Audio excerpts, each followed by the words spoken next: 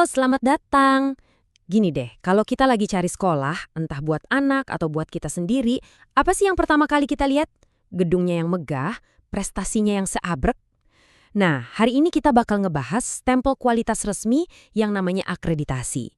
Ini kan sistem yang dirancang buat mastiin setiap sekolah itu beneran ngasih pendidikan yang terbaik. Kita semua pasti pernah dong lihat brosur sekolah yang kinclong atau dengar testimoni yang meyakinkan banget. Tapi pernah kepikiran nggak gimana cara buktiinnya kalau ini semua beneran? Ada nggak sih alat ukur yang objektif? Nah, jawabannya ada, dan itulah yang kita sebut akreditasi. Biar gampang, yuk kita pakai analogi. Bayangin aja akreditasi itu kayak medical check-up rutin. Tapi pasiennya bukan manusia, melainkan sekolah. Tujuannya apa? Simple banget, buat meriksa kesehatan sekolah dari A sampai Z dan mastiin semuanya jalan sesuai aturan. Oke, kita mulai dari yang paling dasar dulu ya. Apa sih sebetulnya jaminan mutu pendidikan itu? Dan gimana peran akreditasi di dalamnya? Yuk kita bedah bareng-bareng. Jadi, kalau secara resmi nih, akreditasi itu proses evaluasi yang dilakuin sama tim ahli dari luar sekolah. Mereka ini independen, nggak memihak. Nah, mereka bakal inspeksi semuanya, mulai dari kurikulum, cara guru ngajar, bahkan sampai kondisi toiletnya. Ini semua buat mastiin sekolah itu udah memenuhi standar nasional. Intinya, ini penilaian dari pihak luar yang netral, biar adil.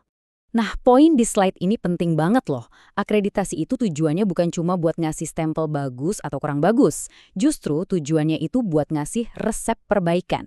Hasil evaluasinya itu jadi kayak peta jalan buat sekolah, biar mereka tahu apa aja yang perlu ditingkatin supaya bisa jadi lebih baik lagi ke depannya. Gampangnya, ada 4 tujuan utama. Pertama, jelas, buat menjamin kualitas. Kedua, buat ngasih kita para orang tua dan siswa informasi yang bisa dipercaya pas milih sekolah.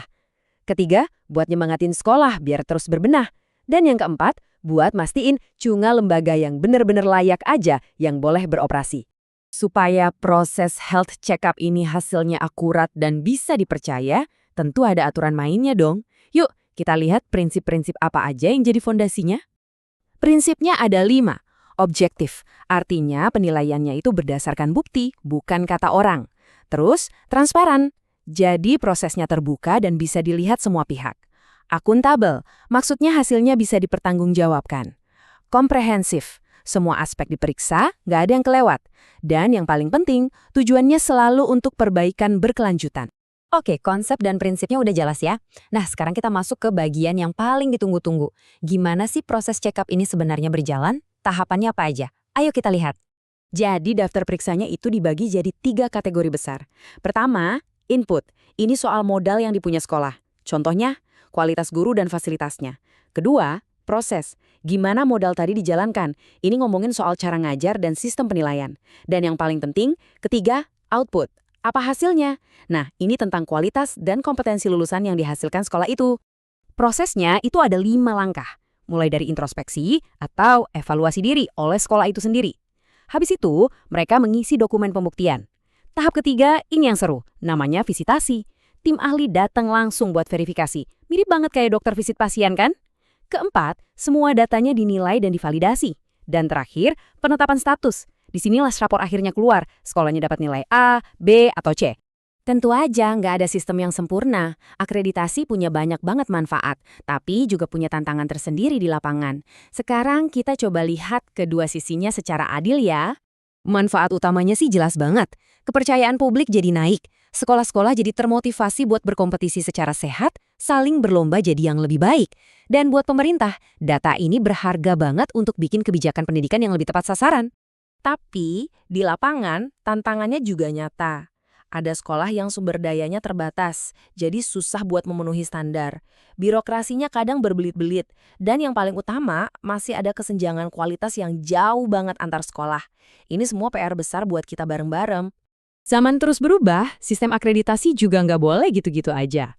Terus, bakal kayak gimana wajah akreditasi di masa depan? Yuk kita intip tren-trennya. Tren yang paling besar adalah pergeseran fokus.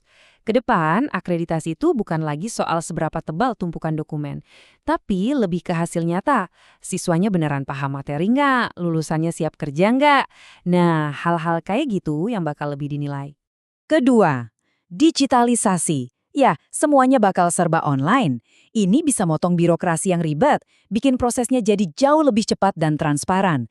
Jadi, sekolah bisa lebih fokus ke substansi, bukan cuma ngurusin administrasi. Ketiga, integrasi. Jadi, akreditasi nggak lagi jadi ujian dadakan setiap 5 tahun sekali, tapi bakal nyatu sama proses peningkatan kualitas sehari-hari di sekolah. Perbaikan itu terjadi setiap saat, bukan cuma pas mau dinilai aja. Dan yang terakhir, go international. Biar lulusan dari Indonesia bisa bersaing di panggung dunia, ya standar kualitas pendidikan kita juga harus setara dengan standar global.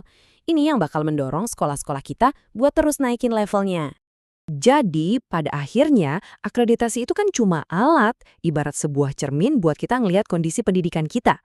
Cermin ini kuat banget, bisa nunjukin apa yang udah bagus dan apa yang masih perlu diperbaiki. Pertanyaan besarnya, balik lagi ke kita semua. Apa kita cuma pakai cermin ini buat sekedar ngejar status A, B, atau C? Atau kita beneran mau pakai cermin ini buat membangun pendidikan yang jauh lebih baik untuk masa depan anak-anak kita? Terima kasih.